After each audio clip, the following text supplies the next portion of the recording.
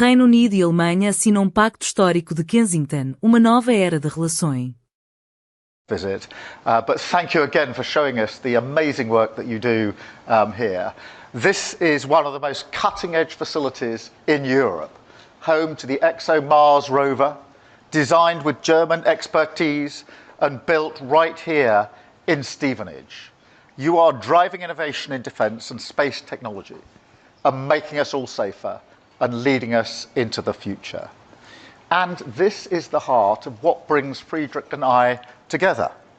We see the scale of the challenges our continent faces today, and we intend to meet them head on. But we also see the scale of the opportunities. So we have a shared resolve to shape this new era with new leadership. The UK and Germany side by side, delivering growth and security, and delivering for working people. And that is why earlier today we did something genuinely unprecedented. Building on our new agreement with the EU, together we signed the Kensington Treaty, the first ever major bilateral treaty between the United Kingdom and Germany, two great modern European nations. It's an expression of our shared aims and values. But more than that, it's a practical work plan, setting out 17 major projects where we will come together to deliver real results which will improve people's lives. So a historic treaty, a statement of intent and ambition. And we intend to do, amongst other things, as leading NATO powers in Europe, committing not only to our mutual defence, but also to maximise the benefits of our defence spending in the shape of more jobs, more growth, and more security.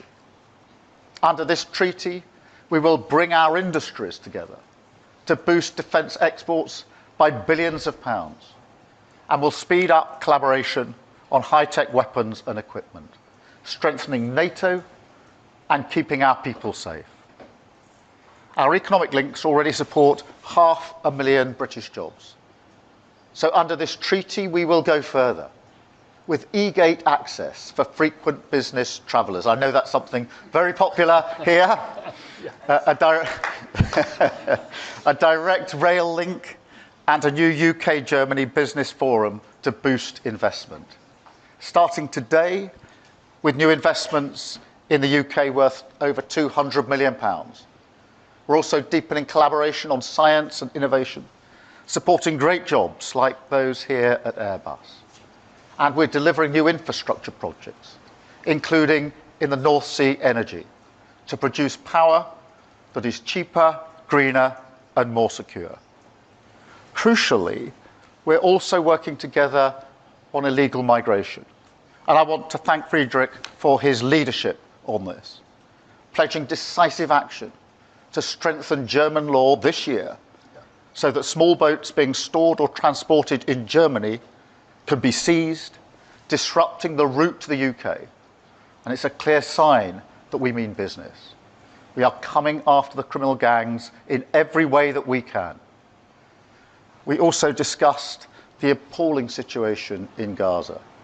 We are both working to support efforts towards a ceasefire and also to demand the immediate unconditional release of the remaining hostages and the immediate unconditional humanitarian access that is so desperately needed to deliver aid at volume and at speed. Finally, we discussed the situation in Ukraine.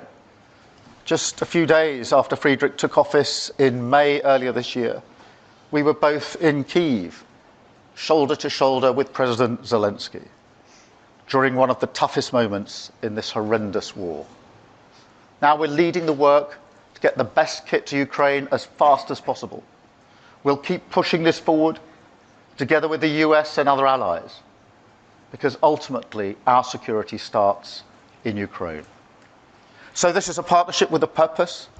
I think it illustrates what our work on the international stage is all about, building the foundations of stability across our continent that make us safer, boost our economy, and deliver change across for our people. It's about delivering results, and that's what we're working towards. And in a dangerous world, we do this together. So thank you, Friedrich, for your partnership and your friendship. We're opening a new chapter in German-British relations today. In German-British relations, we respond together to the great new challenges of our time in which we live. Great Britain has, to my personal great and lasting regret, left the European Union. Russia is shaking the European security architecture, and the transatlantic relations are changing as we haven't seen in a long time. Under these new conditions, we want to secure the freedom, the security, and the prosperity of our two countries with the treaty we signed today. And that is the great agreement we have made together today. The Prime Minister and I signed the British-German Friendship Treaty today. We named it the Kensington Treaty. The reason is quite simple. We signed it at the Victoria and Albert Museum in the London district of Kensington. The location was chosen thoughtfully. The connection between Queen Victoria and her husband Prince Albert, who came from Germany, was lifelong and happy. This is also meant to be a good omen for our treaty. And this treaty is meant to shape our relations for many years and decades. Security is the common thread that runs through this treaty. We will jointly contribute to protecting and defending the Euro-Atlantic area. And ultimately, we ensure a military assistance in the event of an armed attack. We do this in accordance with our commitments in NATO. The treaty, however, is part of a larger context. We are connected with France as Germans by the Élysée Treaty. We renewed this contract in 2019, and it is called the Aachen Treaty. France and the United Kingdom are connected by the Lancaster House Treaties. These agreements are complementary. They complement each other. And that is why it is no coincidence that today, a week after the state visit of the French President Emmanuel Macron, I am visiting London. I will welcome Emmanuel Macron in Berlin next week. And in the fall, we will have the German-French hold a Council of Ministers in France. I mention this data because it shows that we, as the E3, as the three major European countries, the United Kingdom, France, and Germany, are coming together closely. In terms of security policy, migration policy, but also economic policy. To make this clear, this dynamic is never exclusive. Poland, Italy, and other member states of the European Union, other European countries, and even smaller partners are always on our minds. The new treaty is meant to change something out there in our reality. Therefore, today we agreed on an action plan with flagship projects. For example, in security and defense policy, we are building on the Trinity House Agreement from October 2024, which was just a few months ago. We are jointly developing conventional standoff weapons and unmanned systems for air, sea, and land. We are cooperating to better protect the North Sea against hybrid threats. We are working on the eastern flank of NATO. We are closely supporting Ukraine together. And here, at the Airbus plant in Stevenage, you can see how much innovative power is in our joint collaborations. In teamwork, space infrastructure is being developed and produced here also for the German and British armed forces. This strengthens our defense capability in Europe. But we are not only talking about security and defense. We are also talking about joint economic policy. What we have agreed upon will promote new growth. German and British companies are innovative and powerful. Together, you can leverage your strengths even better. In energy policy, we want to jointly seize the opportunities of future-oriented industrial cooperation. We will also strengthen the connections between people. An important example, and this has been particularly important to me personally, I say this in the presence of so many young trainees here at the company. We want to strengthen the mobility of children, young people, and students. Here, Brexit has become particularly painful. All the more, I am pleased that the United Kingdom is reintroducing so-called student collection lists. This makes visits from school classes uncomplicated, without a passport and without a visa. And today we are also setting the first tracks for a direct train connection between Germany and the United Kingdom.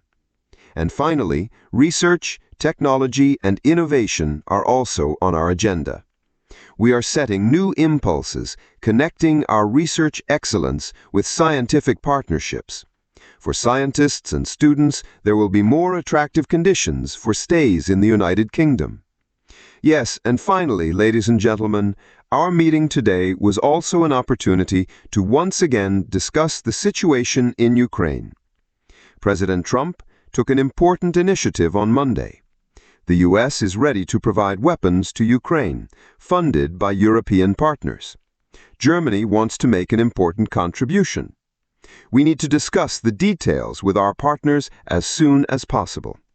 Above all, we need clarity on how weapon systems provided by the USA will be replaced, that are provided from the European side. This increases the pressure on Putin to finally negotiate peace. And this shows that Europe and the USA are pulling in the same direction in security policy. I would like to conclude with some good news. Today is also a special day, because we are celebrating the birthday of Anita Lasker-Waldfisch.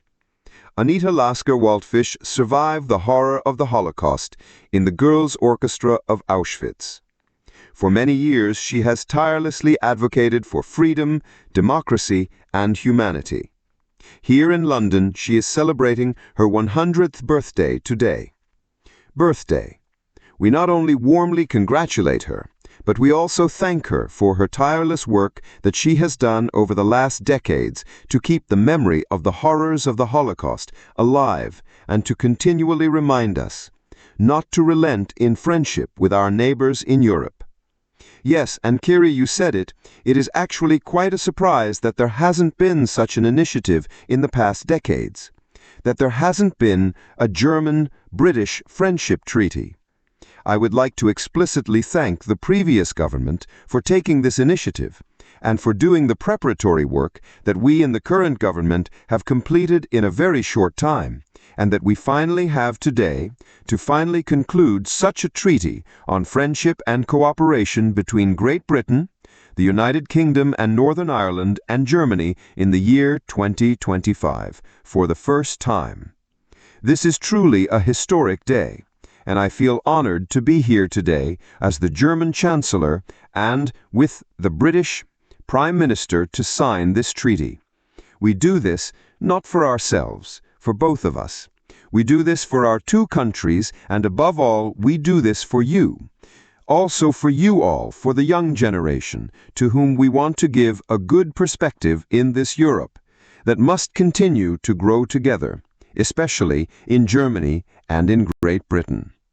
Thank you very much.